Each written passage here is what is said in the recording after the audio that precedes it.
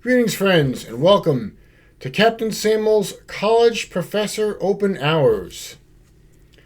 The Star King by Jack Vance was originally serialized in Galaxy magazine in 1963 and 1964, and was published in slightly different novel form in 1964.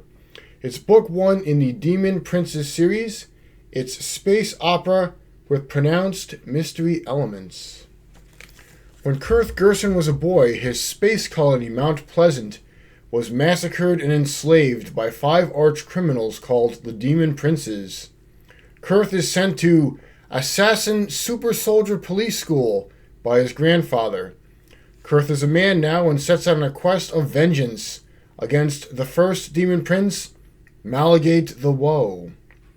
A space prospector is murdered by Malagate and his henchmen, and Kurth obtains the flight log of the prospector's ship, which contains how to get to a paradise planet which is incredibly rich, and Kurth uses this as bait to lure Malagate into revealing his true identity and into a deadly trap. Sort of. There are some action and adventure scenes with creative characters and scenarios, but most of the book is Kurth gathering info and trying to deduce the true identity of Malagate.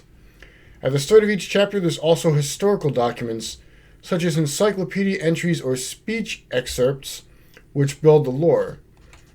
Okay, so I have read a lot of Jack Vance. I've read all of these except for The Domains of Corifon and Soldrin's Garden. And after reading all this Jack Vance, I've realized how much of a certain type of Jack Vance's writing I'm going to get determines how much I'm going to enjoy the story. So he's got what I call creative wow time. That's mostly on display in The Dying Earth, where you've got these fantastical, imaginative creatures and scenarios, and it's just a joy to read. Then you've got spy time, where it's these convoluted explanations of who did this and who did that and what everybody's motivations are.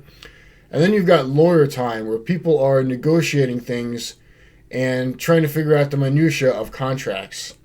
And unfortunately, for me, the Star King had way too much spy time and lawyer time in it. A big section of the book is Kurth going to a college where he determines one of 3 college staff is Malagate in disguise. And so then he has lengthy interviews with each of these 3 college authorities, one at a time, right after another. And then the lore excerpts at the start of each chapter also slow down the pacing and added to the boredom. I prefer emergent world building where the story events tell me about the world, not reading literal encyclopedia entries about it.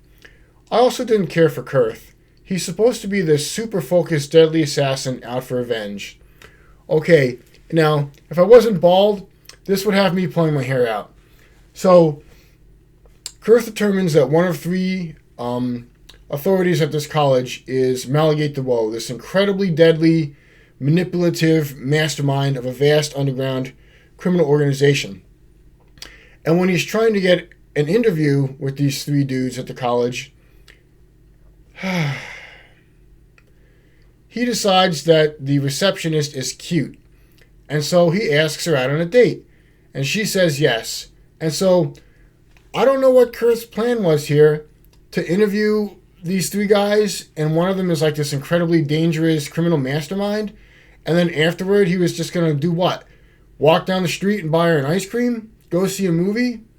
Like, what was this guy thinking? Of course, when they're out on a date, they get ambushed and the woman gets taken prisoner, and he's got to go rescue her. Worst date ever. Worst date ever. What are you doing? What are you doing? Anyway, in addition to that, the ending was really unsatisfying. There were 2 setups toward the end where Malagate and his henchmen could have been taken out in spectacular fashion with poetic justice, but instead Jack Vance passes those opportunities by, and Malagate basically dies to the equivalent of randomly slipping on a banana peel. So, I recommend The Star King if you like mysteries. I don't particularly care for that genre. I give it 3 stars out of 5. There's much better Jack Vance stories out there for you to read. Blue Planet is a great space opera that talks about how religion can get out of control and oppress people, and had a lot of great action scenes in an imaginative world. You could read Blue World instead. Moon Moth and Other Stories is good too. The Moon Moth is all about how there's this society that hides behind masks, and you can wear whatever mask you want as long as you can back it up with the prestige and the might. And this guy has to find a criminal that's hiding behind one of these masks. This was spy time done right. I really enjoyed The Moon Moth and Other Stories. And then you've got The Dragon Masters. That's good. And the story I recommend the most is the one on the bottom in this collection, The Miracle Workers. Everybody likes to talk about, the Dying Earth. Dying Earth is great. Oh, Miracle Workers is a masterpiece. It is the most concise, tightly constructed, epic science fantasy narrative I've ever read. So if you want to read Demon Princes and you like mysteries, yeah, that's okay. But what I recommend is, Miracle Workers. Check it out. Go read Miracle Workers right now. Do yourself a favor. Anyway, hope you're doing well. Thanks as always for watching. Have a great day.